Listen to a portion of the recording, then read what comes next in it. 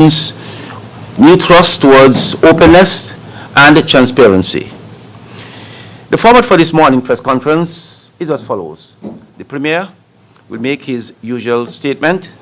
Then you, the members of the press corps, will be given the opportunity to ask your questions. In so doing, you're kindly asked to state your name and the organization that you represent, just in case we have to give follow-up information at a later date. Ladies and gentlemen, without any further ado, join me in welcoming to the podium the Honorable Premier of Nevis, Mark A.G. Brantley. Good morning, ladies and gentlemen, and thank you for attending another of these monthly press conferences. Every time I come, I remind you that this is a promise that we made, a commitment that we made, that we would provide greater transparency and ensure that members of the press have access to ask questions as they desire. I am delighted, therefore, to be here and to have the opportunity to engage with you today, as I do from month to month. That for me is very important. I'm particularly pleased that I'm the first Premier of Nevis to institute a monthly press conference of this nature, and I thank all the members of the press who have come and for all the radio stations that carry this particular conference. I'm truly grateful. Let me start, of course, by wishing Mr. Kyron Powell, a young Nevisian cricketer, all the very best, and congratulations to him for making the West Indies cricket team, or for being back on the West Indies cricket team. He would have played in the recently concluded test matches against South Africa in St. Lucia, and we pray that Mr. Powell will continue to do well, understanding as we do that he represents the people of Nevis. Let me also congratulate the three centenarians, Mrs. Mary Brown of River Path, who is now 104 years old, Mrs. Eliza Jeffers of Hamilton, who is now 101 years old, and Mr. Nathan Neville Sutton of Rollins Village, who is 100 years old. A delegation from the Ministry of Social Development, led by our Minister, the Honorable Eric Evelyn, would have visited these three centenarians and presented them with tokens of our appreciation as a government. So congratulations to Mrs. Brown, Mrs. Jeffers, and Mr. Sutton, all of whom are over 100 years old, and it is our hope that they continue from strength to strength. And let me take this opportunity to congratulate as well their caretakers and the people who obviously take care of them and ensure that they are comfortable and that in the winter of their years they are indeed having a good quality of life. From that note of celebration, I move to a note of sadness. We have learned of the passing of Dr. McGeed, Dr. Adley McGeed. Dr. McGeed is someone who is well known to us, and of course he was the founder of the Mount Nevis Hotel. The entire Nevisian community has therefore learnt of his passing with great sadness. He was dearly loved and respected in the wider Nevisian community, but more specifically in the Nevis tourism industry. Dr. Adley Abdel McGeed was the founder, owner, and chairman of the Mount Nevis Hotel. He was known as a kind, fatherly, and understanding individual, and although he was not a Nevisian by birth, he certainly was one at heart. He was adored by visitors and locals alike for his rapport, engaging spirit, and the personal attention he gave to guests. This tourism pioneer established the Mount Nevis Hotel in 1989, the first pizzeria on the island of Nevis, and the 100-seat Oral Brandy Conference Center. Dr. McGeed was 92 years old at the time of his passing on June 19th. I take this opportunity to extend from this rostrum my deepest condolences to his family and to thank Dr. McGeed for his tremendous contribution to the people of Nevis and to the tourism industry more specifically. He was certainly a pioneer who contributed much, and may his soul rest in eternal peace. Let me move, ladies and gentlemen, very quickly to speak to the issue of our vaccination effort on Nevis.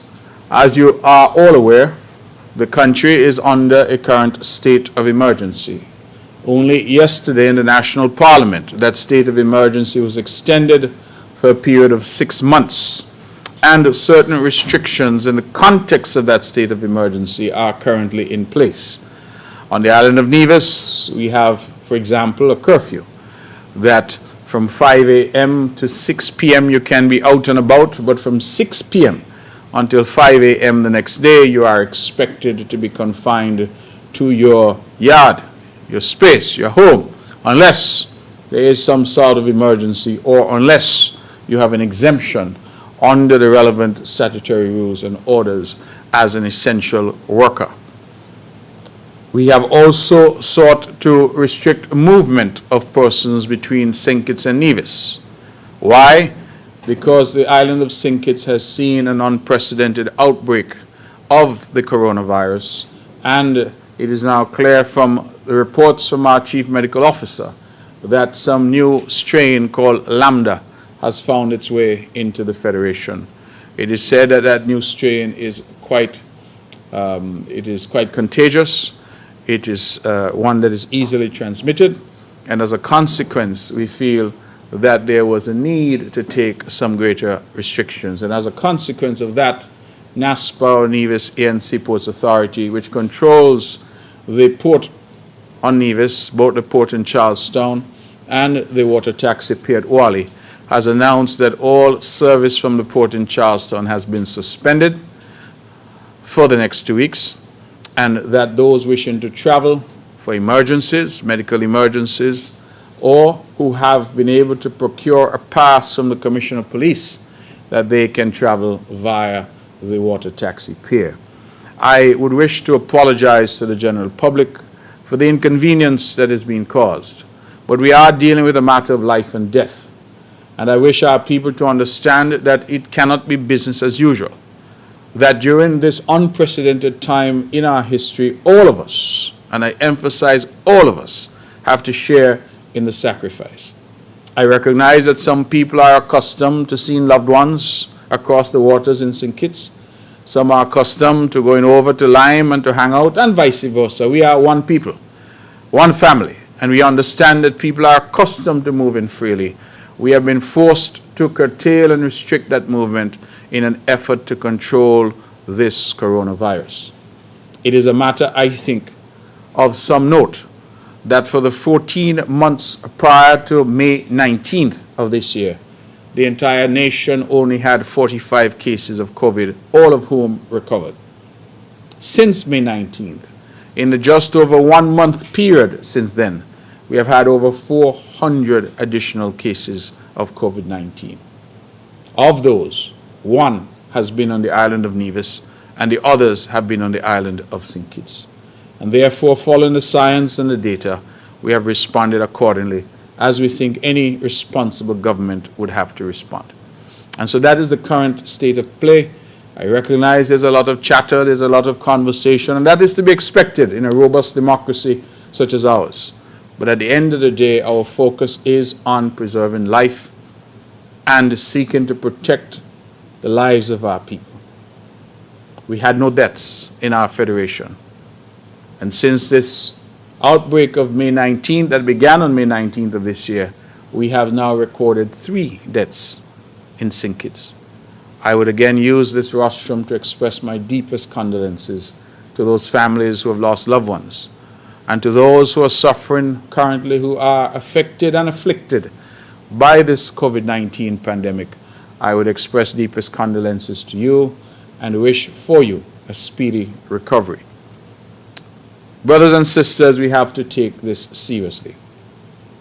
Some have said to me that they're tired of hearing me talk about COVID, but it is part of leadership and part of the responsibility of leadership for us to speak to these matters that impact us.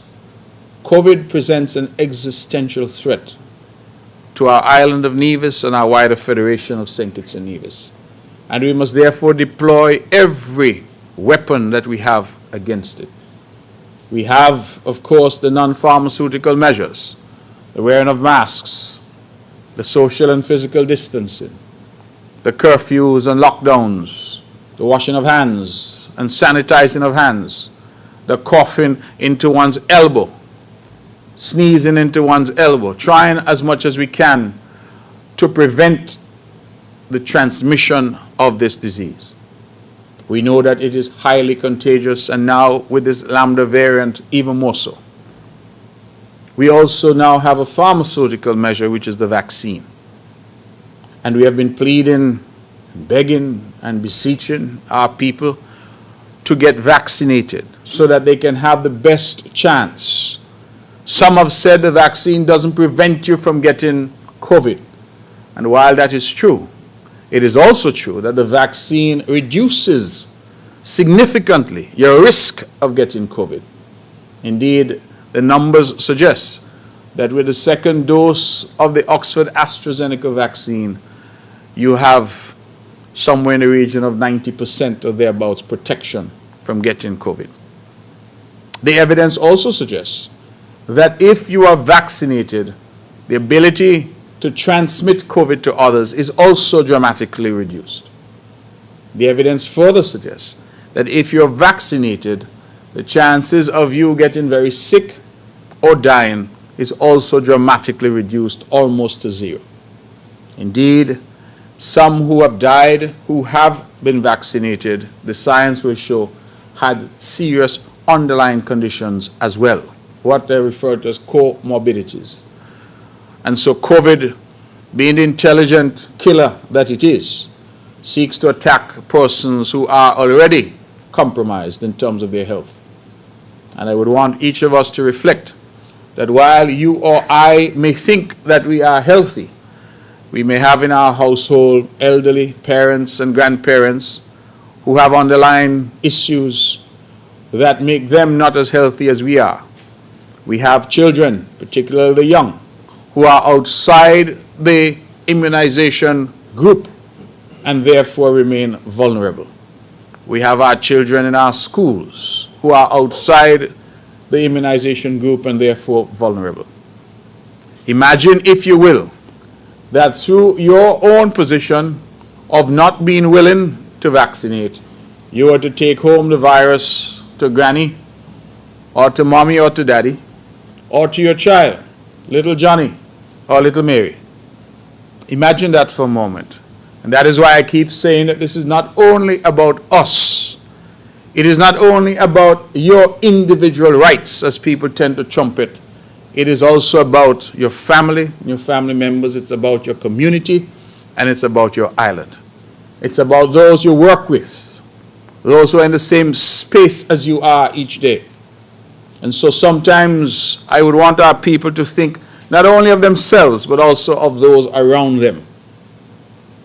We are advised that one case on St. Kitts that got out into the community. And here we are at a point in time when we all thought and expected that the country would be reopening, that we had the very best record, not just in the region, but in the world in relation to COVID. One case getting out into the community, and here we are, over 400 positive cases in 1 month, compared to 45 cases in the previous 14 months. If we require any further evidence of the dangers and the risks that we face, then I do not know where that evidence should come from. It is, as they say, clear as day that this is a clear and present danger that we all must confront together. In terms of our vaccination effort here in Nevis, we have now opened all of the clinics except Combermere to vaccinations every day. And so for those of you here, members of the press who are not yet vaccinated, as soon as we are done, you can go to any of the clinics and get vaccinated. For those who are listening, members of the public service, members of our statutory corporations, members of the private sector, for those who might be at home listening, you can go today, you can go tomorrow, you can go any day, every day to get vaccinated, because we have opened all of the centers in Nevis and made them vaccination centers. We are making every effort to ensure that our people get vaccinated, because the science tells us that vaccination is our best shot. It's our best safeguard. It's our best weapon against COVID-19. Thus far, I'm pleased to say that some 5,166 people here on the island of Nevis have taken a first jab. Some 5,166 individuals, just like you and I, have taken up themselves out of their homes and gone to the clinics and got vaccinated. Of those, some 3,893 persons, as of yesterday, have had their second dose. Currently, as I speak to you, our target population, that is the adult population, based on the last census figures, is at 8,594. That is not the general population, let me be clear. That is the target population, the adult population, as we say. But that excludes those who are under 18, and we have been excluding as well, I believe, those who are over 85. So 8,594, that's where we hope to get. We are at this point at 5,166, or 60.1% of that target have taken a first dose.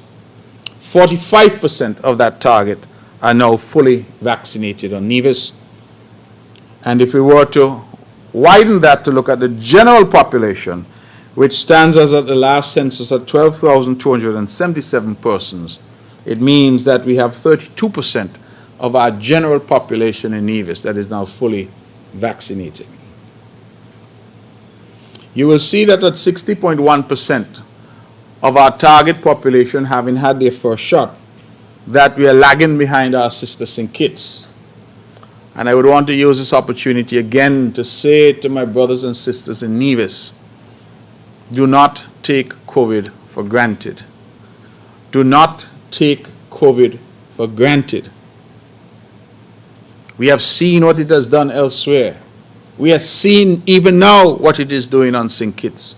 Do not take COVID for granted. Too many of us are sitting back as if Jehovah God has blessed us so abundantly on Nevis that we cannot get COVID and we cannot get any outbreak on Nevis. I hear the constant refrain, no COVID in Nevis, no COVID in Nevis. But imagine, my friends, how easily that can change. Prior to May 19th, we were saying the same thing, no COVID in St. Kitts Nevis. Free up the place, open up, no COVID. 1 month, and over 400 cases. Who's saying that now? I am not a foreteller of doom and gloom. Let me use my favorite word. I'm not a soothsayer. I know not where we will end up or how tomorrow is going to pan out. I do know that the people who do best in life are those who prepare. We do not hear that the hurricane is coming off the coast of Africa and we sit back. We start to pay attention. We go and we stock up with food. We get our shutters put on. That is how you prepare. Even the Bible talks about being prepared. And we do not know, and I am not here as a predictor to say to you what will happen tomorrow or next week or the week after.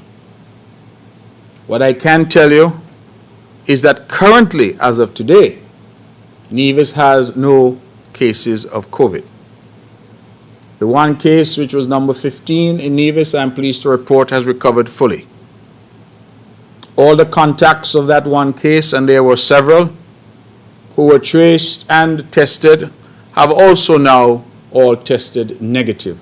And just so you understand the process, when contacts are traced, they're tested initially, and then they're tested again 14 days later, just to make sure that in the interval, they would not have developed COVID.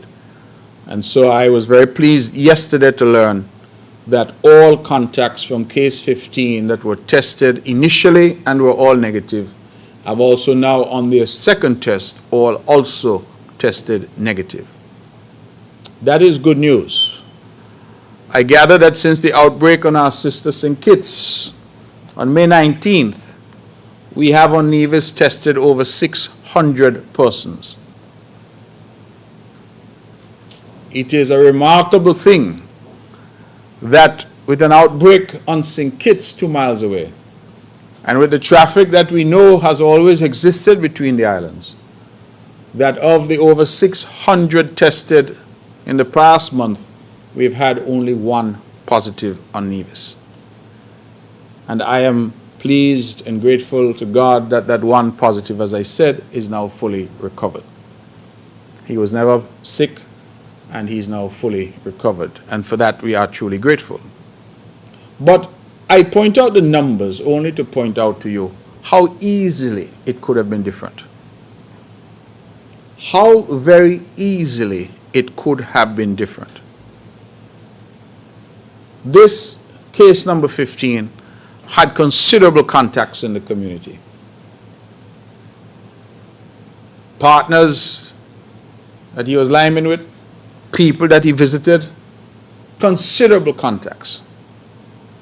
And I want you, the members of the press and the members of the public, to consider for a moment what it would have looked like if those contacts, or even a small percentage of those contacts themselves, tested positive. Because each of those contacts would have limed and then went home to their homes with their mother and father and younger brother and sister. Each of those, in fact, some of them had to be taken off their jobs right here in the public service and asked to go home because they had come to work not knowing that they had been exposed. What if any of those had tested positive? And that is why I keep saying to Nevisians, do not take this for granted, nor look across at St. Kitts and feel that we're somehow better than, we are luckier than, we are smarter than. Let us look at this and say, but for the grace of God, there goeth Nevis also. And do not use this opportunity of calm to look over and beat our chests and think that somehow we're doing something so great, but rather to use it to prepare ourselves. Go out and get vaccinated. Ensure that when COVID comes, and it will come, that we have the best weapon available to us to fight it. I am speaking in this way because this matters, and it should matter to all of us. As Premier of Nevis, I have met with the churches on this matter of vaccination. I have met with the hotel industry. I have met with the taxi operators and tour operators. I have met with the teachers, a large fraternity in the community. I have met with the non-teaching staff at the schools, another large fraternity. I have met with the High Command of the Police. I have met with Dr. Janice Hodge and the Honorable Cleone Stapleton Simmons as representatives of the NRP. I have met with all who is prepared to meet, and the message has been the same. We need all hands on deck. We need cooperation. We need partnership. We need to be together on this. Because when COVID comes and knocks on the door, it doesn't ask if you're NRP or CCM. It doesn't ask if you're male or female. It doesn't ask if you're rich or poor. COVID comes and the evidence is there to show that it comes to kill. It comes to hospitalize. It comes to destroy lives and destroy livelihoods. And our people need, I believe, to wake up to that reality. And not to continue with our heads stuck in the sand as if we are immune to COVID. And that Nevis is so blessed that we will never get it here. No. I think if I'm allowed, I hope my friends in the clergy do not be upset with me, but I believe if I'm allowed, I will say that God is sending us a very clear message. God is giving us an opportunity to prepare ourselves, and it is for us to decide. I do not want for us to be in that position where we say, woe, Woe is me, woe is me. Woe unto me and my family because we did not listen. I have used every opportunity, and every member of my cabinet has used every opportunity to be consistent in our messaging that the vaccine provides us the best defense, the best shot, the best weapon against COVID-19. It is available at all of our health centers, and all of our health centers are open all day from now until the end of the month. Please go out and get vaccinated today. Let me switch gears and indicate that on the continuing fight against crime, even though crime has not been topical, we continue to equip ourselves and to prepare, understanding that crime is a social phenomenon and can happen at any time, despite best efforts. And so our CCTV commitment, we continue with that. On the last occasion, I had spoken about technicians coming in from overseas. I'm pleased to say that the engineers from Mexico would have come to Nevis on June 26th. They worked in a bubble. They departed on the 9th of July. And while on island, that technician installed the video wall, monitors, computers, access control at our CCTV command center. We had a snag in terms of equipment where the incorrect cabling was sent, but I'm advised that that cabling should be here shortly. And once that is installed, then the center will be fully operationalized. Staff members, you will see them all across the island, are continuing to run the CCTV, and indeed, they continue to put up the cameras around the island. And I would just like to say, which I think is a matter of some interest, that we are not just doing a basic CCTV system. I'm advised that the system will have capacities, for example, like license plate recognition. And so it will be very important that that information is immediately available to our law enforcement so that we know exactly who is moving and for what purpose. And so that is going to be critical. And this is technology which has been deployed elsewhere around the world. I comment all the time to many who say that they're concerned about privacy. And yes, while those are concerns, I say all the time that if you go to a city like London, which is one of the most surveilled cities in the world, at every street corner, you see the signs saying CCTV coverage. And that London, that England, that bastion, they say, of law and order, that is what applies there. And so I think that this is one of the tools that we promised and that we are rolling out. Let me move very quickly to the Ministry of Health. This to me was very big news when it happened since the last press conference. It happened on June 11th, Friday, that we received $100,000 US worth of equipment at the Alexandria Hospital for our pediatric and maternity ward. The donors were Mr. and Mrs. Bruno Moniville of Switzerland. The donated equipment includes emergency crash cart, infant incubator, skin temperature probes, an electric maternity delivery bed, fetal maternal monitors with carts and printer paper rolls, jaundice meter, resuscitation unit. The Moniville family has been visiting Nevis for some time, and as a result of our hospitality, has decided to give back to the people of Nevis. We would wish to publicly again express gratitude to Mr. and Mrs. Moniville for this very generous donation towards the healthcare on Nevis. Let me also express gratitude to Adrian Daniel of the law firm of Daniel Brantley, because it was through his intervention and his pushing on this that this donation became possible. And so, Mr. Daniel, if you're listening, thank you for your contribution to our hospital, and thank you for your effort on behalf of the people of Nevis. We would want, ladies and gentlemen, to express thanks to Nurse Jeffers and her staff of the community health centers. But not only to them, but to those retired nurses who have returned to assist in our vaccination drive. The health centers have been open on the weekends, including Sundays, to accommodate persons who wish to be vaccinated. and we are thanking those nurses who gave up their time to make this service available. We, of course, as I just ended by saying, continue to encourage persons to get vaccinated as we fight against COVID. Now, due to the outbreak that is currently being experienced on our sister island of St. Kitts, we have implemented some new measures at the Alexandria Hospital. The Alexandria Hospital here in Nevis, regarding persons with respiratory illnesses, if you're experiencing a fever, cough, shortness of breath, or other respiratory symptoms, you are to remain where you are and call the respiratory checkpoint at 665-5473. 665-5473. That's the respiratory checkpoint. And that is if you're experiencing fever, cough, shortness of breath, or other respiratory symptoms.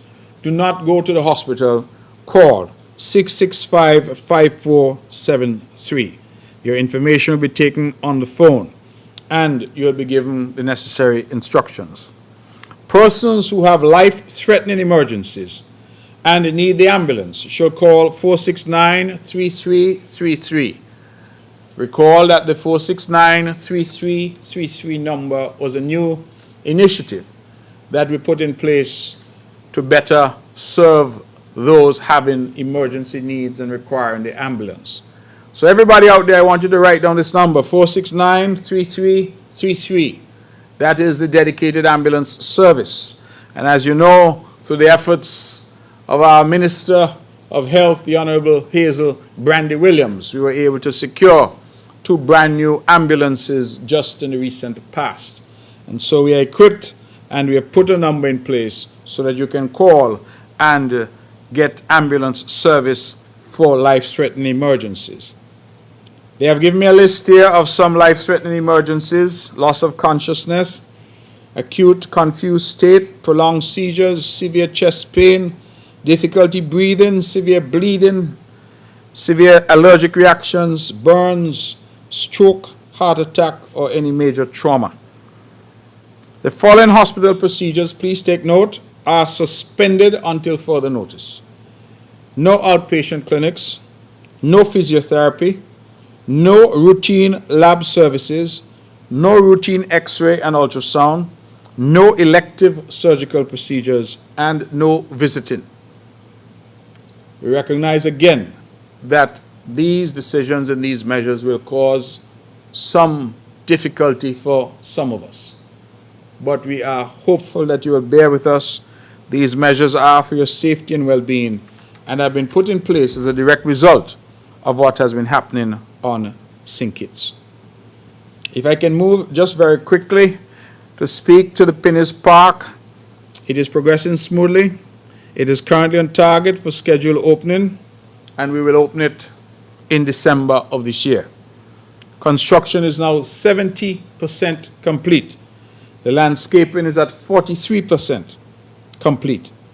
The most recent work was the casting of the roof of the visitor center, and significant progress has been made on the construction of boardwalks, the outdoor bathroom facilities, installation of outdoor lighting fixtures, and finishes to the amphitheater.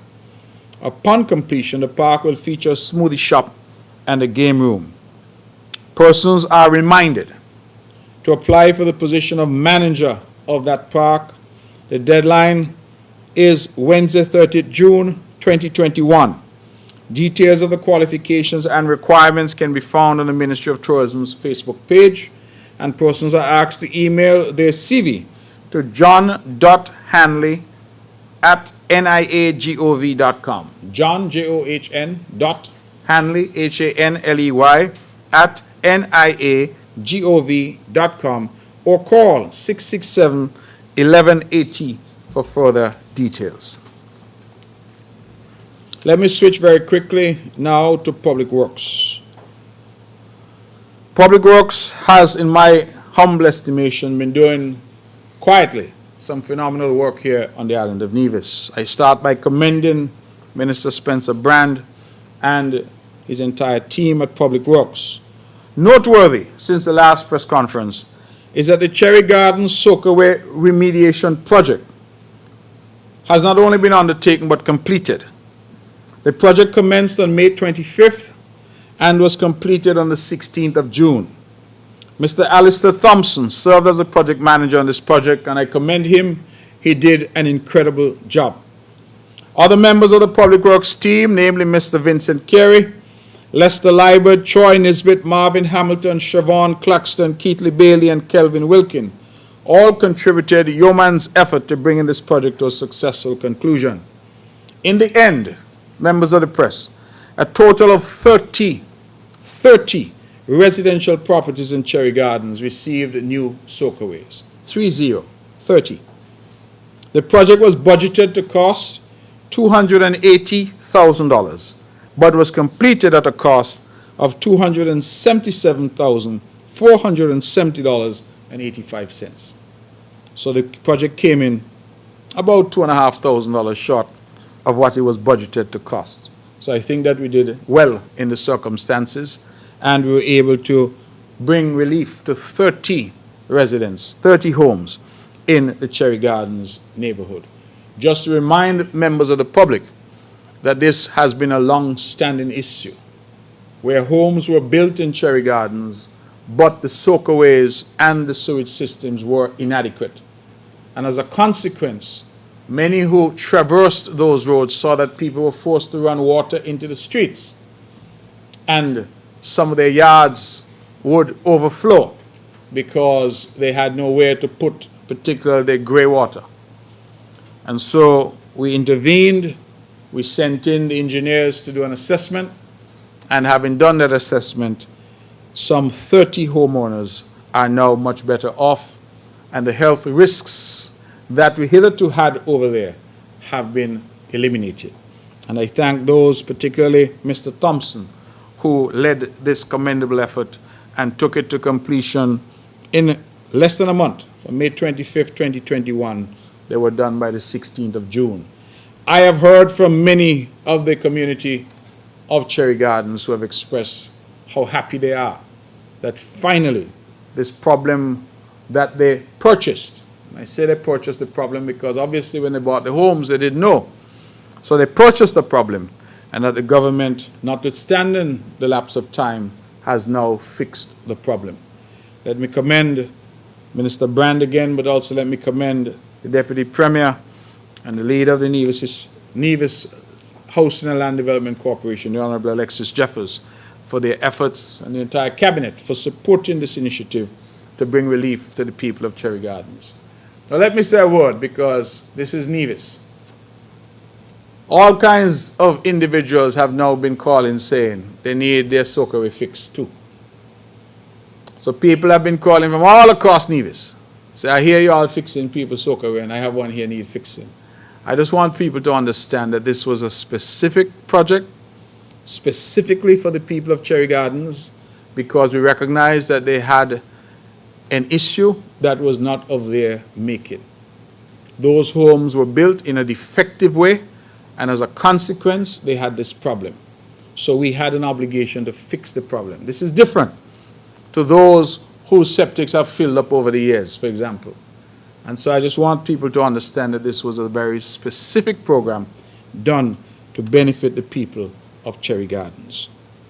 The Butler's Road Rehabilitation and Reconstruction Project commenced on the 26th of May. This began with clearing, grubbing, and excavation works for road widening. The first segment of earthworks has occurred along Cistern Path, and they're currently out there putting up retaining walls. So we are working on that to get that done. The Public Works Department has also commenced our road milling and resurfacing program for roads in and around Charlestown. On Sunday, the 6th of June, they would have done Market Street. On Sunday, June 13th, they did Happy Hill. On Sunday, June 20th, the main street from the bus stop at Memorial Square to Government Road was milled and resurfaced. And we're doing small portions, but frankly, you will see the difference and feel the difference when you're driving it, and we tend to be doing it on Sundays when it's least disruptive. We have contracted 2 contractors to undertake drainage upgrade projects along 2 watercourses. The first is at Craddock Road, where they're going to do a culvert there at the Newcut Road area. This includes clearing the sides of the gut, constructing a 300-foot concrete U-drain along the gut. The concrete block U-drain in Craddock Road has been completed, and the rock work is approximately 50 feet east of the culvert is ongoing.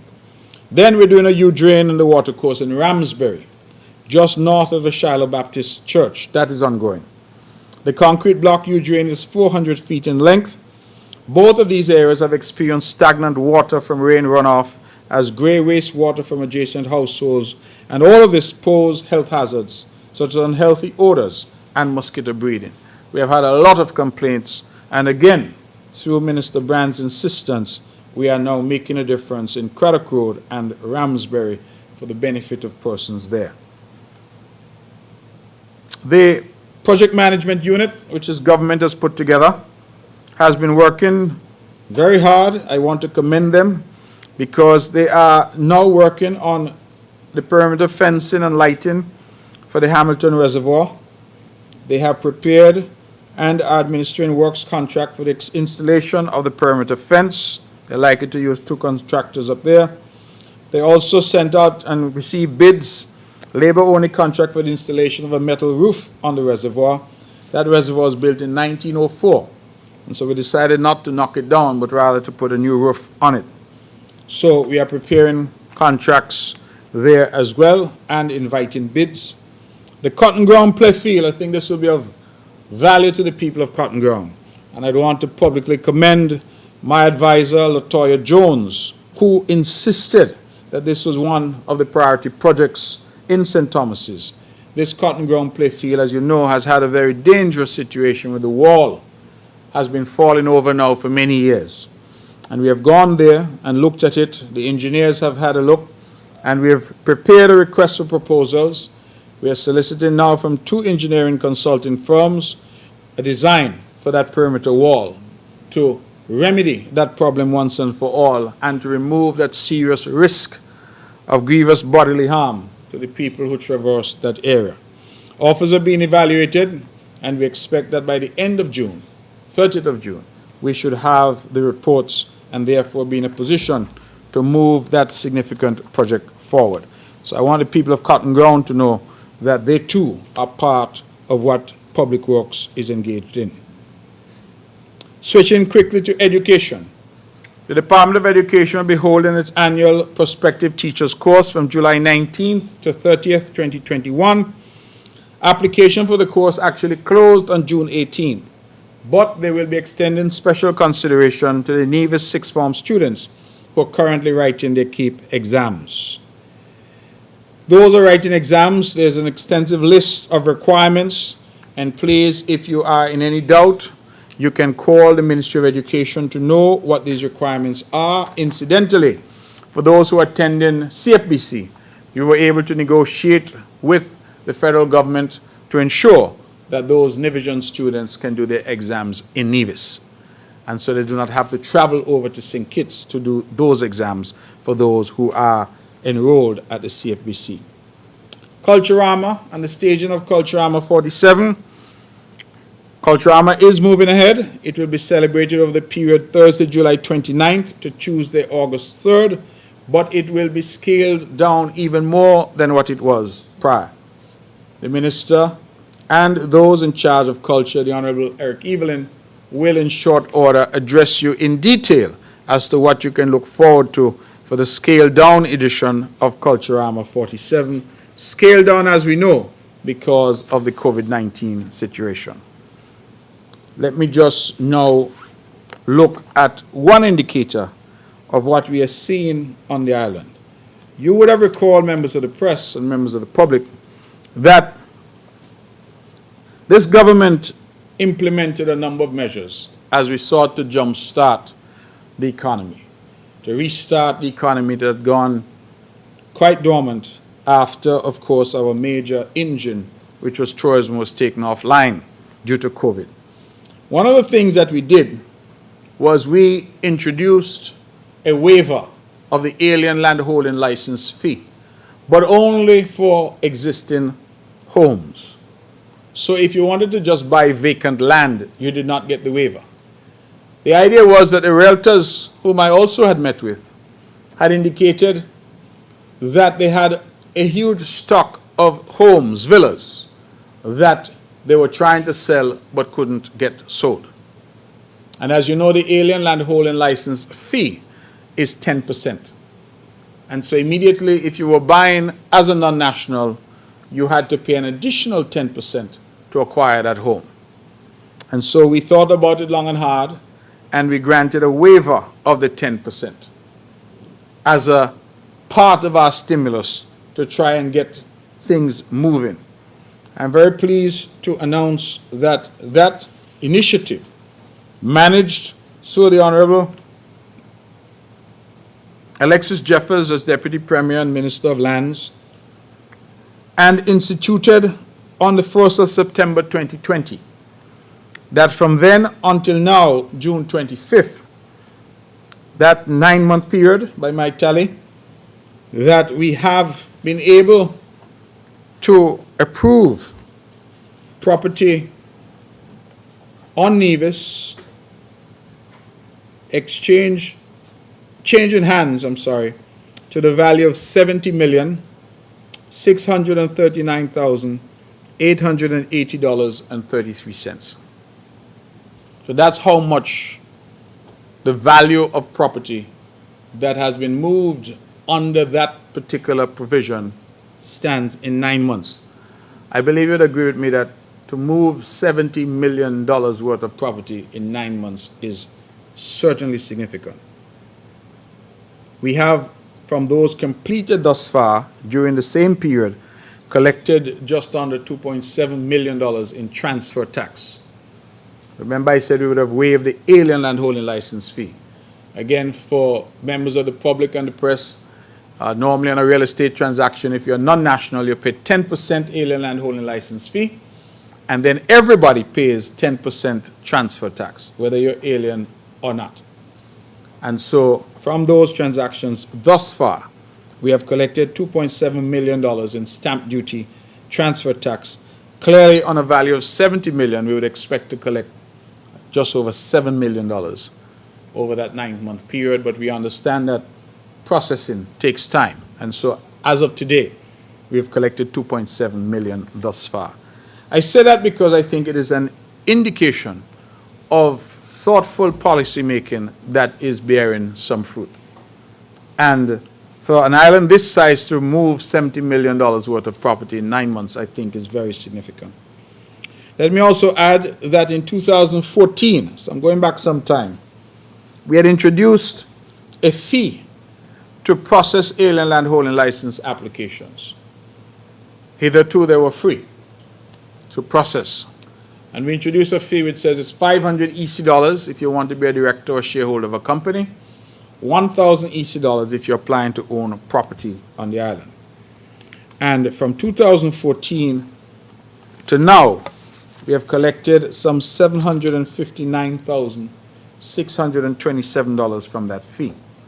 Of note is that since the advent of COVID in 2020, we collected $150,500 in 2020 from that fee. But for the 6 months thus far of 2021, we are already seeing some $143,000 collected. So again, that is in conjunction with the waiver of the alien landholding license fee of 10%. This is now a processing fee, but we see that for the 6 months this year thus far, we have already collected $143,000 compared to $150,000 collected for the entire 2020. And then as we went back, we went as low as $62,000 collected in 2017. So we are again seeing considerable signs of life in the real estate market, and I'm hopeful that the realtors out there who are enjoying certainly good commissions and good business, that they remember to pay their taxes to the Inland Revenue Department and ensure that they put the government in a position and the people of Nevis in a position to benefit from these considerable concessions that have been granted. Ladies and gentlemen, I shall leave that there for now and certainly take your questions.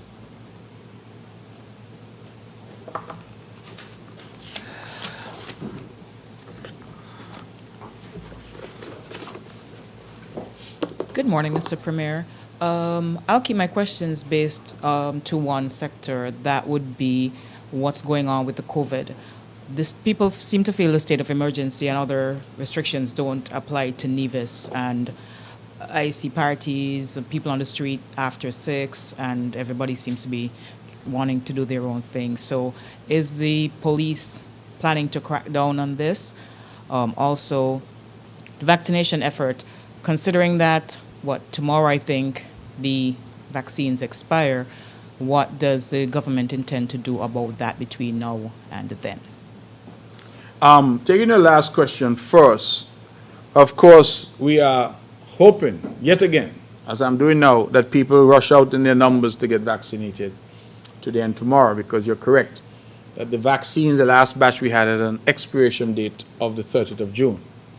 We are, however, making every effort to ensure that we get additional vaccines, and we would expect to have an announcement on that at the federal level fairly soon in terms of when those will arrive.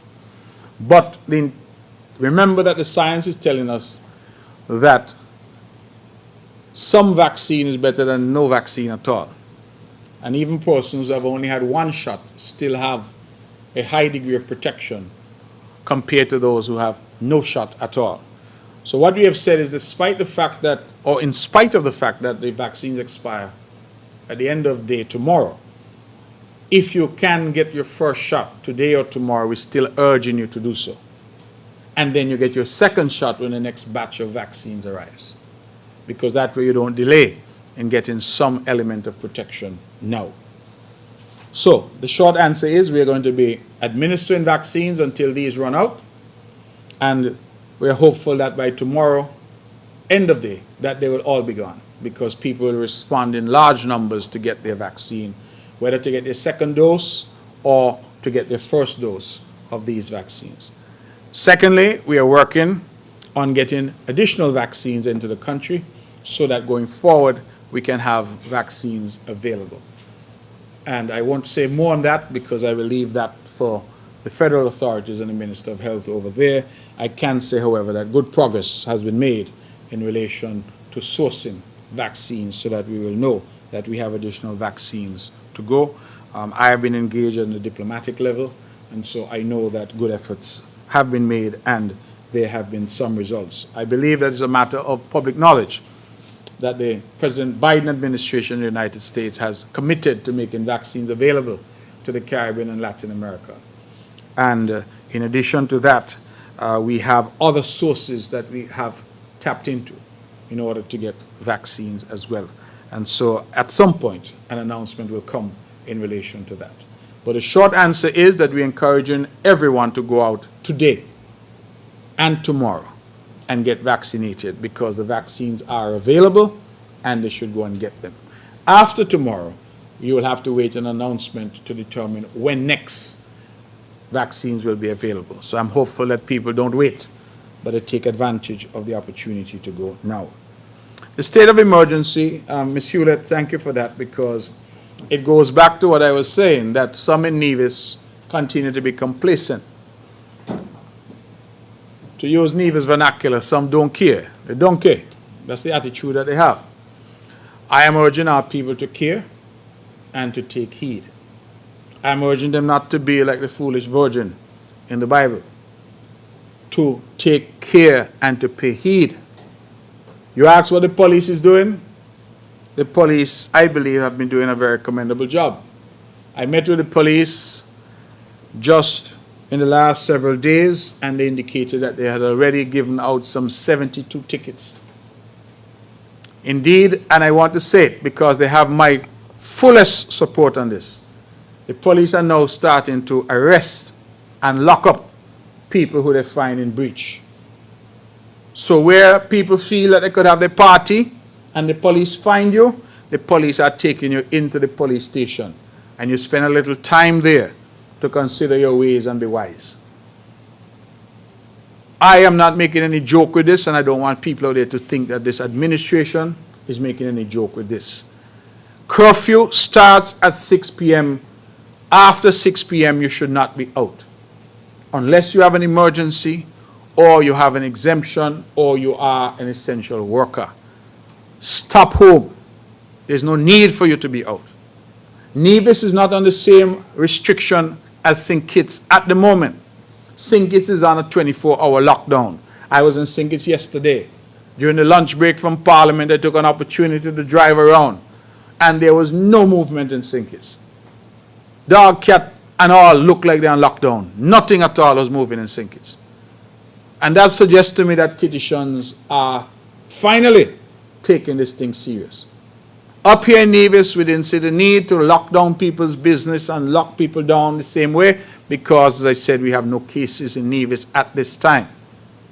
But Nevisians, please do not make it bad for us and for you, because if we start to get cases, we will have no choice but to lock down Nevis the same way that St. Kitts is locked down.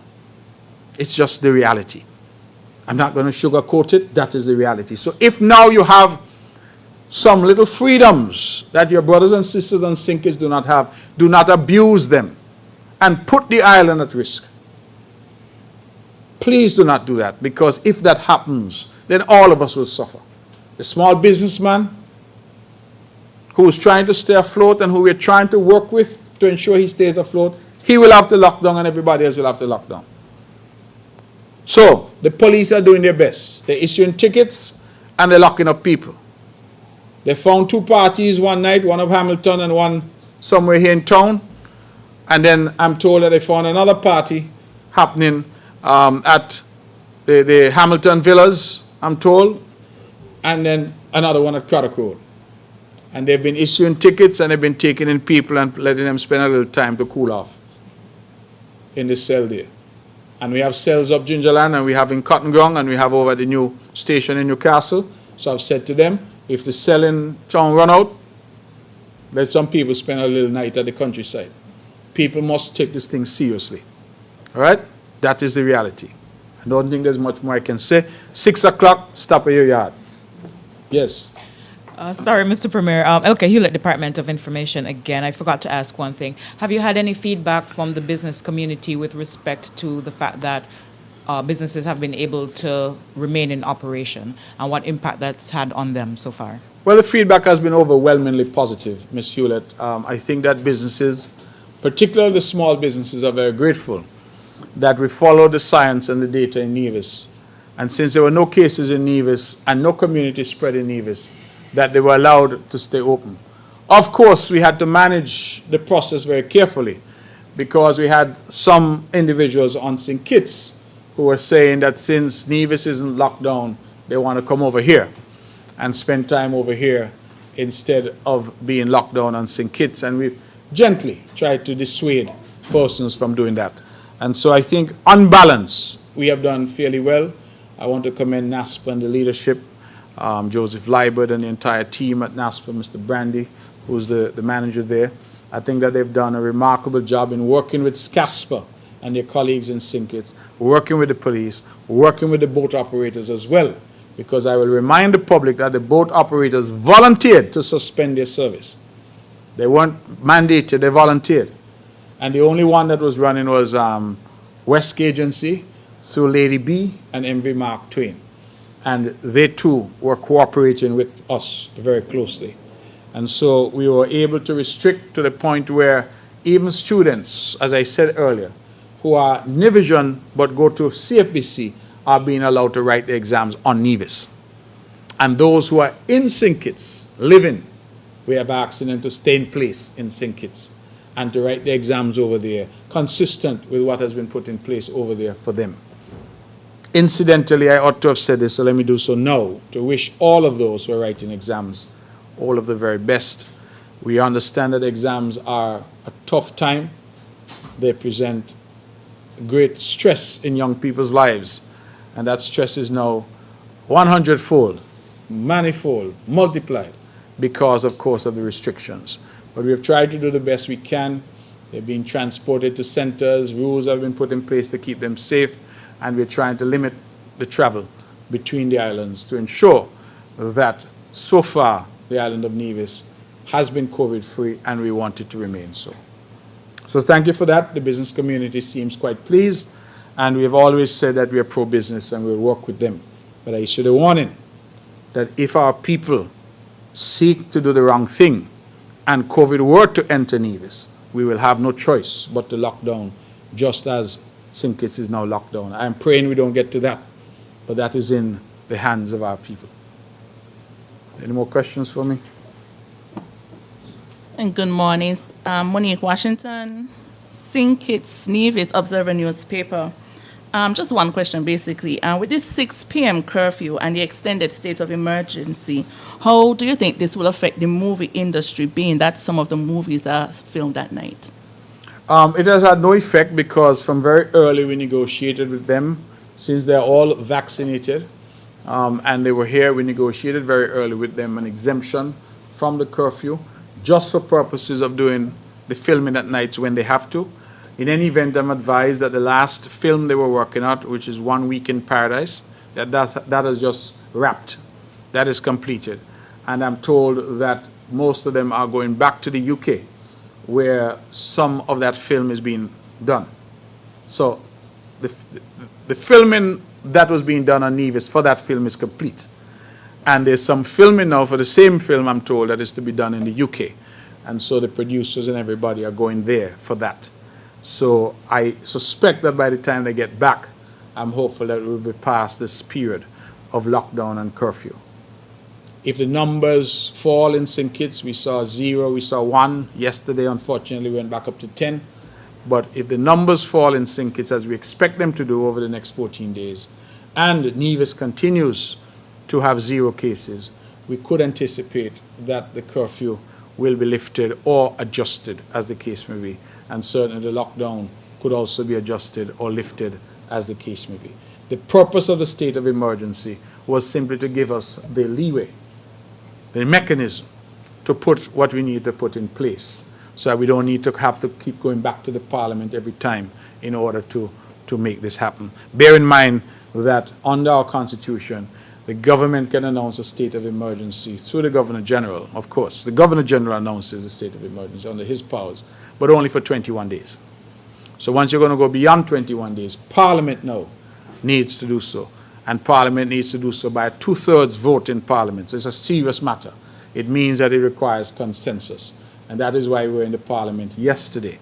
And we would have voted on it. A poll was done. And all of the government side voted. The opposition, which regrettably, 1 abstained and the other 2 left. So they didn't record a vote. But the government side unanimously voted in favor, which extended the state of emergency until December. I would also make the point that was made in the Parliament yesterday that other countries around us, in fact most, are still under a state of emergency.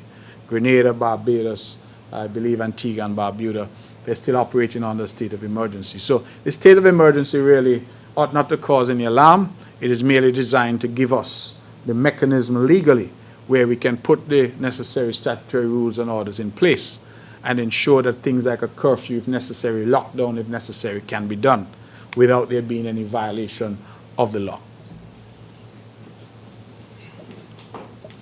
Good morning, Devon Morning. Cornelius, WinFM. Can you provide an update on the One and Only Resort? Can you also provide an update on works happening at the hospital? And lastly, how many people have been contacted for, remain in, and released from quarantine in Nevis as a result of contact tracing? You're talking contact tracing since the last case? Since May 19th. Yeah. Since May 19th, okay. I don't have that number, unfortunately. I really don't. I'm sorry. I didn't anticipate that question.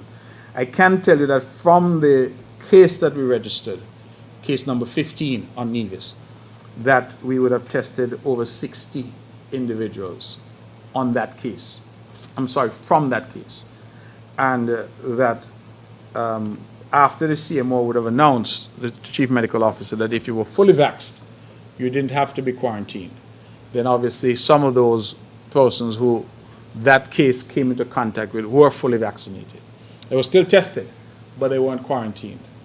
And so those individuals would not have been quarantined. The others were largely home quarantine, were asked to home quarantine. And they would have now done 2 tests. One at the point when they were identified, and one 14 days later. All of those individuals have, as of yesterday, had their second test, and all are clear, no COVID. And the one, case number 15, has recovered fully. So I regret I don't have a precise number for you since May 19th, but the number as of case 15 is just about 60 or thereabouts, I'm advised. The hospital project, I think that the hospital project is proceeding apace. We have suspended the construction activity. Not that the project has stopped, but I think I reported on the last occasion that we'd engaged some consultants to deal with the internal configuration at the hospital. So those consultants have been here. We've suspended the hard construction because basically that external construction, the roof, the building itself is complete. It is now only for the interior to be done. So what we're going to do is, with the help of these consultants, get the interior configured in the best way for purposes of that hospital, and then we will resume with the actual construction on the inside of the building to take it to completion. I would want to go on record to thank Madam Minister Hazel Brandy Williams and her team, P.S. Shalisa Martin, who have been working really hard with the consultants to get this done, and with our local engineers as well. So I would anticipate that work there should resume very shortly. One and only resort, it's interesting you asked about that, because I believe I'm scheduled to have a conference, a video conference call with the developers this week to do the very thing that you're asking me, to get an update as to where we are. You would recall that we had made an announcement when we signed some agreements with the developer, and that required that the developer had certain dates that they had to meet. We are now going to have a meeting with them to determine where they are in relation to those dates, to secure the financing, and of course to commence construction. So that's what I will be doing this week. So I don't have an update for you today, because I myself will get an update later this week when I speak to them. Any other questions? Yes?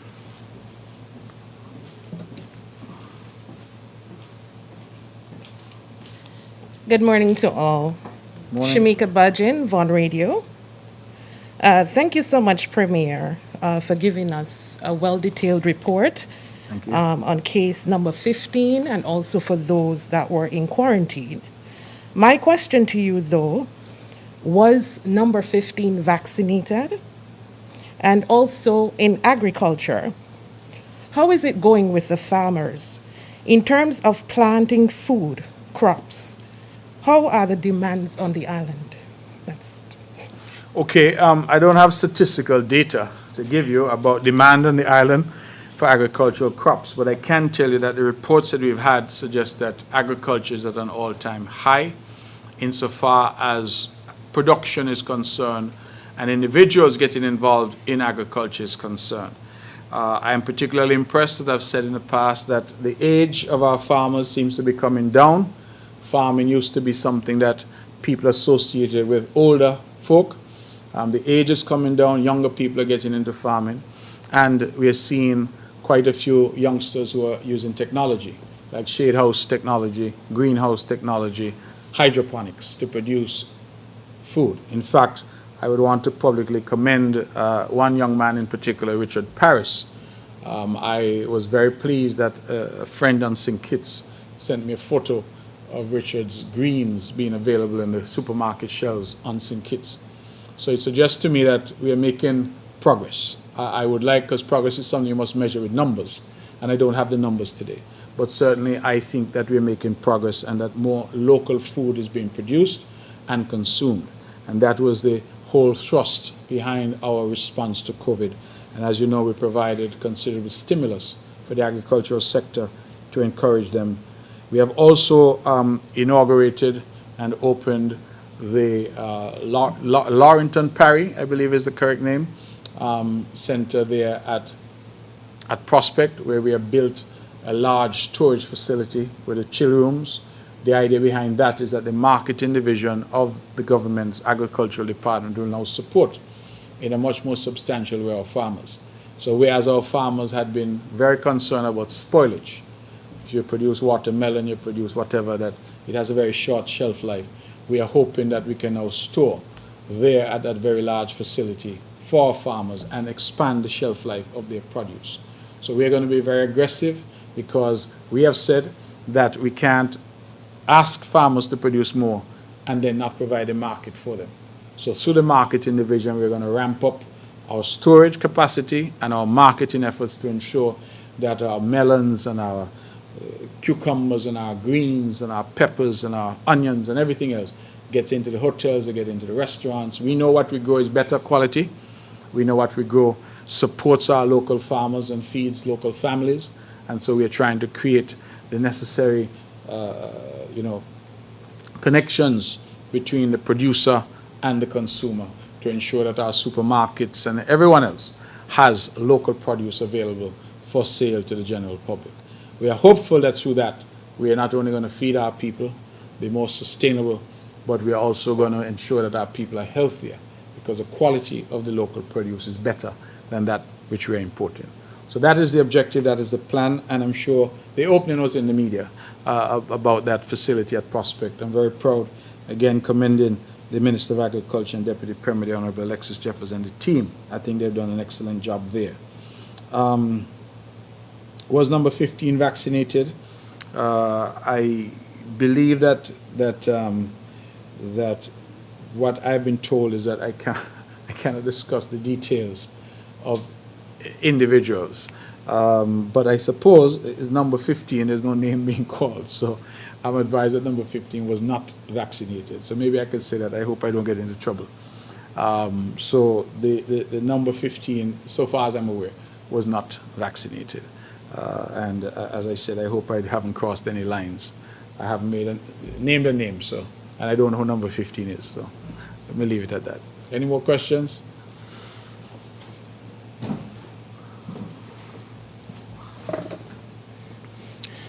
Good morning, all. I am Mr. Hanley, and today I'm here representing Black Home Channel, and you can find us on YouTube. What do you say, Mr. Hanley? Black owned?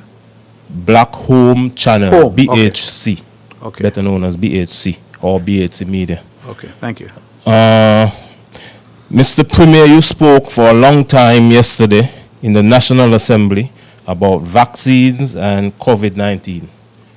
However, neither you nor the two other members of Parliament representing Nevis said anything about the unemployment pandemic and the closing of small businesses pandemic on Nevis that is causing so much pain and suffering at this time. My question to you, therefore, is what is your plan to help those that are unemployed, and how will your government support small businesses that are now closing?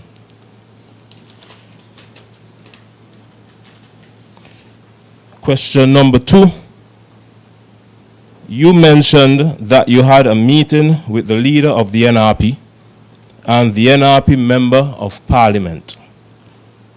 My question to you is, can you give us some details on what happened at that meeting? And are you now working with the NRP to fight the COVID-19 pandemic? Question number 3. How sustainable is the contact tracing and quarantine? For example, on St. Kitts, we have over 400 positive cases of COVID-19. Let us say that things continue on the current path. This means that in not too far from now, we will be close to 1,000 cases. My question to you is, if the positive cases does not stop, will we continue the quarantine indefinitely? That's it for now. Okay, thank you. The quarantine is a mechanism that has been used the world over in fighting COVID. Lockdowns are also a mechanism because they restrict the movement of people. And we have been told time and time again by the medical practitioners that COVID requires a human host. So it is transmitted through individuals. If you stop individuals from moving, if you and I aren't in contact with each other, if I have COVID, I'm not in contact with you, you can't get it. So those are proven tools worldwide. In fact, I think it was just yesterday I learned that Australia, which was doing incredibly well, has now gone back into hard lockdown because they have, again, an outbreak of COVID. So I anticipate that it's a tool that will be around for a while. And it is only when our people, I think, really, well, I shouldn't say our people, more of our people, let me put it that way, really take this seriously and recognize that they have a personal responsibility to wear their mask and to do all the things that we've been taught to do. That only then I think that we could see quarantine and those things being something in the distance. But anybody who tests positive with COVID would have to be somehow isolated from others because of the nature of COVID. If you have COVID, Mr. Hanley, and you were to sneeze or you were to cough and people are around you, then that is how it's transmitted. If you were to touch a surface and I were to touch that same surface, that's how it's transmitted. So naturally, quarantine is a part of the defense mechanism that you would have to do in relation to COVID. So I see that as being around for a while. You ask a hypothetical, what if cases continue to surge? I'm hopeful that that does not happen. But in any event, if it does, we'll have the quarantine process must continue for anybody who's identified and who tests positive. The experts are telling us that the whole point of a lockdown, and it has worked everywhere else, that where people stop moving, the cases drop because the human host isn't able to transport and transmit the COVID virus from point A to point B. So that is the reason why there is that hard lockdown currently on St. Kitts. And the only reason we don't have a hard lockdown in Nevis is because thus far we have not had the outbreak on Nevis and no community spread on Nevis. You asked about the meeting with the NRP and their leadership. As I indicated, I would have met with Dr. Janice Hodge and with the Honorable Cleone Stapleton Simmons in a meeting. And the meeting was closed door in the sense that there was no media there. But the meeting was really all about the vaccine. And the meeting had been initiated by me because I was reaching out to say, is there room for us to cooperate and to partner on this issue? You say, what happened at that meeting, and am I now working with the NRP? I believe that was your question. What I will tell you is that I have every intentions of working with the NRP. The better question perhaps is the NRP working with me? Because I have made the appeal to them. That was the purpose of the meeting. I have requested very strongly that they come on board with the messaging, with the vaccination effort, because I recognize that I can't do it alone. I recognize that no party in Nevis can do it alone. Frankly, if you look at the results from the last 10 elections in the island of Nevis, forget about who win and who lose. Just look at the percentage vote. If everybody who voted for CCM went and took the vaccine, and everybody who voted for NRP refused to take it, we could never get to any kind of herd immunity, and vice versa. So that alone statistically tells me that the two need to be together. We need to remove any semblance of politics from this, because I personally don't see any politics. I don't see COVID as being discriminatory in any way. COVID is an equal opportunity killer. Whoever it can find and infect and kill, it will. So for me, there is no room here for politics. This is about our country, this is about our island, this is about our survival, and this is about showing that we are leaders and demonstrating the necessary leadership on the island. As a leader, in my own right, but as Premier of Nevis, elected by the people to lead at this point in our history, I know that I cannot do it alone. That is why I reached out to church, I reached out to the business community, I reached out to the hotel sector, I reached out to the teachers, I reached out to the opposition. I cannot do it alone. And I've said that very, very directly and candidly, and it will be for the NRP to decide whether they're prepared to work with the government to get Nevis back to where we all would like it to be. If lockdowns come, if curfew comes, people are not saying, well, NRP people go off the road and CCM people, you can be on the road, or vice versa. Whatever happens affects all of us. If God forbid the small businesses that you're talking about are struggling, I don't know that they're struggling because they belong to one person with a particular political persuasion or another. All of them are struggling, and until the island gets to a point where we can reopen, until we get to a point, Mr. Hanley, where our hotels can start to function again in the way that we are accustomed, then we're going to have a problem. Right now, there's a significant hotel property on Nevis. We'll say more about that as the details come, but they're under contract to be sold, and a significant development improvement is intended. You know what is holding us back? The individuals are supposed to come to visit, to finalize some matters, and the restrictions, again, travel, restrictions of COVID. So now we're being forced to design some type of bubble to bring them in and see if we can restrict them. And, you know, that is the reality. It is very difficult to do business and to talk about expanding an economy with those restrictions in place. Even our hotel sector, we've tried to reopen tourism. But many people are saying, listen, I'm not going to come here, even though I'm fully vaccinated, to stay in a hotel for 9 days. Other countries have gone in a different direction. Some have said 24 hours. We have not yet taken that position. But you understand these are the concerns. So it leads me to your other question about small businesses and unemployment.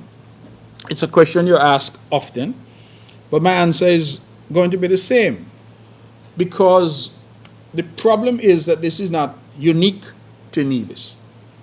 It is a problem that COVID has wrecked economies globally, including major economies around the world. And those industries, like the service industry on which we rely, tourism being the most predominant, depend on people-to-people contact. How are you going to serve somebody at a restaurant if you're not going to come into contact with them? You know, how are you going to engage with somebody, welcome them to your resort, give them a massage, a pedicure, a manicure, take them horseback riding, take them on a catamaran cruise, take them on a jet ski, do all the things that we are accustomed to do to make life here and make things viable without us dealing with this COVID problem. So, in a very real way, when people say to me, I'm unemployed and I'm struggling, I ask them, are you vaccinated? They say, no, I'm not taking no vaccine. I say, well, the two are connected. Because we need to get to a space where sufficient people are vaccinated that we can open the doors of the country. And only when we open the doors of the country can people really get back to the kind of activity in the community where people can once again be making money and making life and livelihoods here. We talk about farming. Yes, you can farm and our local people have to eat. But how much bigger your market would be if the hotels are full? How do we get the hotels full? We go back to what are we doing in terms of vaccination, keeping our numbers low, preparing ourselves, ensuring that this warning that we have had here on the island of Nevis, we don't take it for granted, but we act. So we are doing what we can through CEDU, the Small Enterprise Development Unit. We've dispersed over $2 million already, I'm advised, to small businesses. We are seeking to provide support and encouragement to them. We have done things in terms of tax breaks. I just spoke about the incentive given to the realtors to move real estate, and that has reached, of course, based on the numbers, some success. We are working with farmers and fishers. We're working with the construction sector to inject, and I'm sure, Mr. Hanley, as you drive around Nevis, you see a tremendous amount of construction is happening around the island. Not large-scale, industrial-scale construction, but a lot of homes are being built. A lot of people are adding to their homes. We have a large project over by the MUA. APSAR is about to kick off. Things are happening on the island, but it is frankly not happening at a pace that I would like. And I think that the only way that we can quicken the movement and the recalibration and the development of this economy is for our people to take that personal decision, get that vaccine, allow our numbers to get up to the point where we can open the doors. So Nevis is once again open because our people have the best protection. We can't have it both ways. We can't have it both ways, and we must decide which direction we're going to go. Just to follow up with what you just said there, you mentioned CEDU is giving out money at this time. From my understanding, CEDU is giving out loans. They're not giving out any free money or any grants at this time. So, my question to you again, you're speaking a lot about vaccines and quarantine and stuff like that. You are speaking to people who are working at this time. What do you say to the person who is at home at this time, unemployed, no money, no food? They don't care anything about vaccines. What they want to know is how they're going to feed their family. What are you saying to those people at this time? What is your plan to support those people? Right. What is your plan to support businesses that are closing? Give us a plan now, Mr. Premier. We need a plan. Okay. All right, and I understand that I'm talking, but you're not listening. Because if you're listening, you wouldn't come and ask the same question again. What is my plan? My plan is to get the economy reopened. How do we get it reopened? The only way we can get it reopened is for our people to do the responsible thing. You say that people are home, they're hungry, they don't have any food. If that is the case, then through social services, we have some very good safety nets where we are supporting individuals now, and we continue to do so. Food hampers, we're assisting people insofar as Nevlec water is concerned, we're assisting people. People simply need to go in and have that conversation. But if you're talking about the overall economy, you cannot say that people are home and they don't care about vaccine. Because that is part and parcel of our ability to reopen. If people are going to say, well, I don't care about vaccine, you cannot eat vaccines, you know. But it's not You about- need food But I'm saying, and money. Mr. Hanley, it's not about eating the vaccine. Let us not get silly. Yeah, but give us something let us about not- how people going to survive But- now. but I'm trying They need to- money to go to the Okay. supermarket to buy food. Okay. They cannot take vaccines to the supermarket. Okay. They're not going to give them anything I with understand that. Now take a So seat. give us a plan. Take a seat and let me try and answer you. People cannot eat vaccine, but unless they're vaccinated, the business places that would employ them can't reopen. Do you understand that? Four Seasons cannot reopen. Four Seasons normally would employ 700 people. They're down to about 200. Do you understand that if people were to get vaccinated and the country can reopen, Four Seasons can open its doors? And that 500 people who are now home sitting can go back to work. Do you understand that? That is why the thing is connected. I'm not suggesting, it would be foolish to suggest that people can eat a vaccine. But it is not that people are existing in some kind of vacuum. The actions that we take will impact our ability to reopen the country in such a way as to get our people back to work. And individuals such as yourself and others in the media need to be able to make that connection for our people. It is not to say I'm home and I'm not working and you don't give me money, so that's not the way life works. That's not the way it works. What is your responsibility? And how are you equipping yourself to be able so that when things are reopened, people can go back? You know what is happening now, Mr. Hanley? Jobs and places around the world, and it's going to happen right here in the Caribbean as well, are now saying, listen, you have to be vaccinated to get a job here because you're on the front line. You're dealing with my guests. You're dealing in sales. You're dealing in hospitality. You're dealing in the restaurant. If you're not vaccinated, you can't work here. So we should be encouraging people, not talking about they can't eat vaccine. The vaccine is not meant to eat. The vaccine is meant to put you in a position where you can go out and earn. That is the connection. And so while it may sound emotive and even sound good to some to say you can't eat the vaccine, let us remember that what we're seeking to do is to equip ourselves and equip our people with the necessary tools that they need to allow the economy to reopen, allow the businesses to get back into full flow, and allow employment to flow as a result. That is what we're seeking to do. And I see that very clearly. I don't know if I'm expressing it very clearly, but I see that very clearly that that is the connection. If you say that there are individuals who currently, as we speak, do not have food and all that, as I pointed out, through social services we have some excellent programs. Minister Evelyn reports to us quite regularly that they are helping individuals with food, food vouchers, food hampers, and things of that nature. Through Nevlec for electricity, through the water department, we have asked people, if you can't pay, go in and make an arrangement. And then as to CIDU, of course CIDU isn't giving grants. It's not the Red Cross.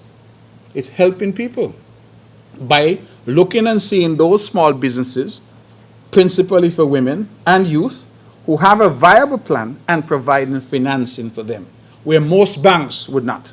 CEDAW isn't asking you to go and get insurance and bring your property title for security and all of that. CEDAW is simply looking at your business plan and taking a chance on you up to a maximum of $100,000. It's a program that we've talked about because I think it's an innovative program which allows small micro businesses to get a foot up, to get a start. That is what we're seeking to do. So I don't know where you get the notion that I was suggesting that it's free money. It's not. And government doesn't have any free money. The reality is that every time government helps you with something that's free, it has to come from somewhere.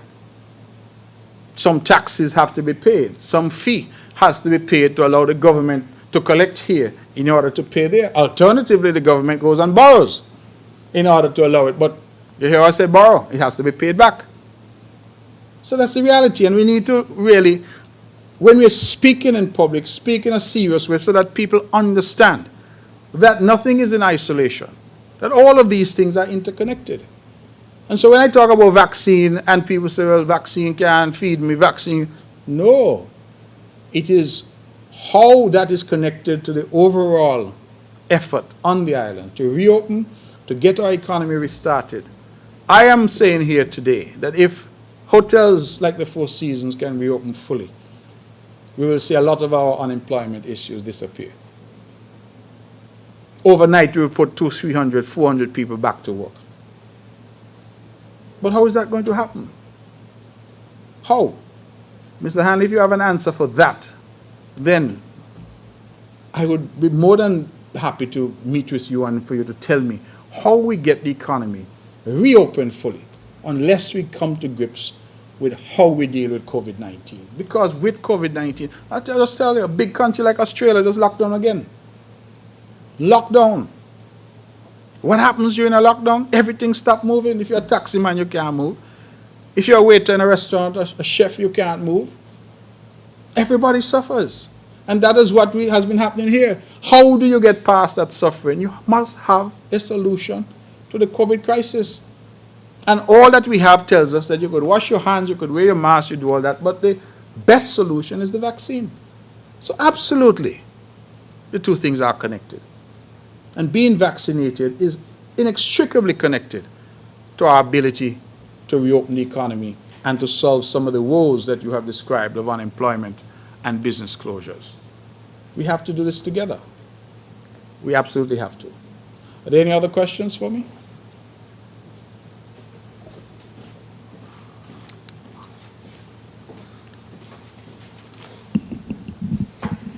Shamika Bajin, Von Radio, and this is my final question for today.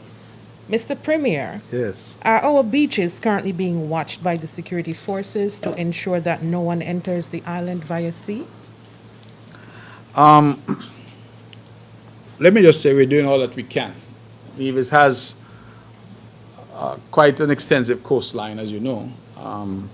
But what we're doing is we're working with the Coast Guard. We're working with NASPA has a patrol boat that is out.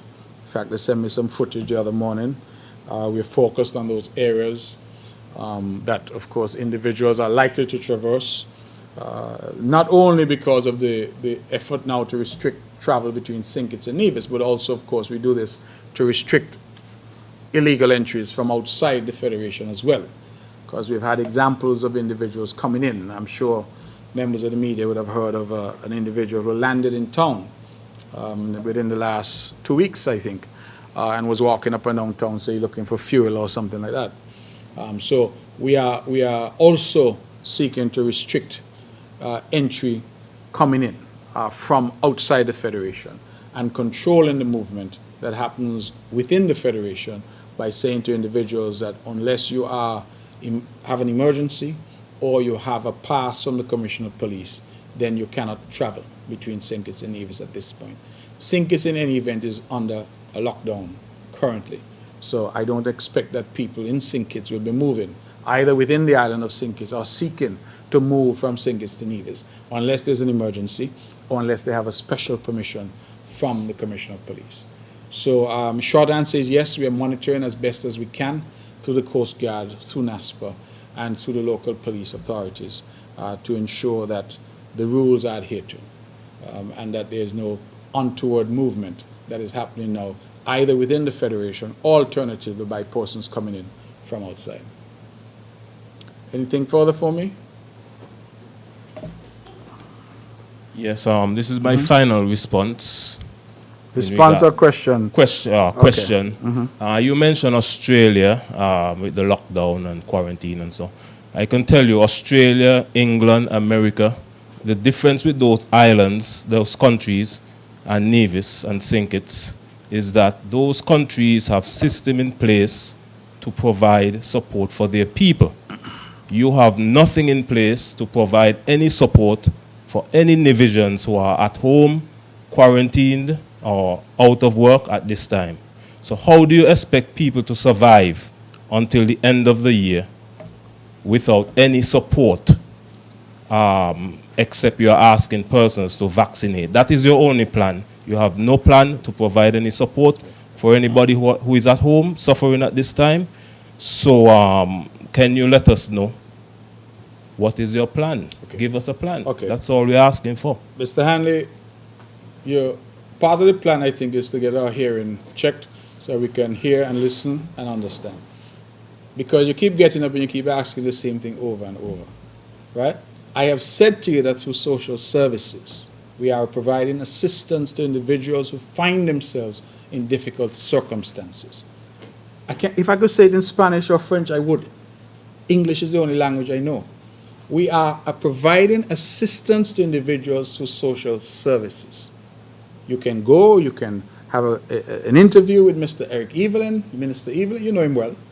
You can have an interview with the people at social services, right, to determine what we are doing. It is incorrect and false for you to say that we have nothing in place to assist individuals. We have been assisting people from the onset of this pandemic, and we continue to do so. You have also now interjected about till the end of the year. Again, it demonstrates that you have not properly looked at the circumstances and informed yourself before coming, because you know that the state of emergency has been extended till the end of the year. Not the current restrictions. The current restrictions are for 2 weeks. And once the numbers fall, the anticipation is that these current restrictions are going to be relaxed. Again, the state of emergency was extended only to allow us the mechanism so that if during the next 6 months we need to put restrictions in place, we have a legal framework to do so. The current restrictions are only for 2 weeks, not for 6 months, not until the end of the year. So asking the same question but not listening to the answer really doesn't advance us. Telling me I don't have a plan when I'm seeking to explain to you what it is we're seeking to do. Telling me I don't have a safety net or I don't have help when I'm explaining to you that every day we are providing assistance to people. Tells me that either I'm not speaking clearly or you're not understanding what I'm saying. So I'm hopeful that this last effort on my part, the public will understand that we do have a plan. We have been working towards that plan. And that individuals who are out there and find themselves struggling can get assistance and are getting assistance through social services. That's where the social nets are.